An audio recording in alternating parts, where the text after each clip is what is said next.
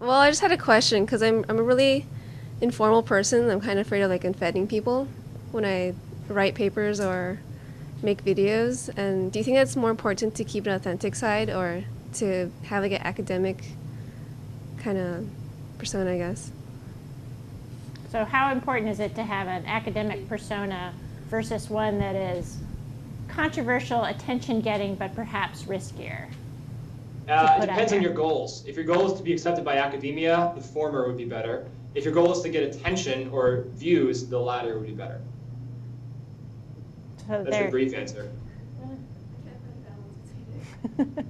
So for example, we've been looking at stuff that's tactical media stuff that's developed by activists who are often using parody as a way to get attention to particular political issues. That's the dark side to that, of course, is that can also mean that your cause is treated less seriously if you're if you're somebody like, say, the Yes Men or something, and you're just doing funny stuff. Good question. I suppose, but if I were an activist, I would care less about being taken seriously and more about people actually seeing what I'm doing in the first place. If no one's seeing you, that doesn't really matter either way. Yeah, I would tend to take, I mean, as an academic, I tend to think that it's important that there is a public out there and that, you know, academics should be making YouTube videos too. And I actually make one at the end of every year where I sort of explain my research, but in looking back at the year in digital politics.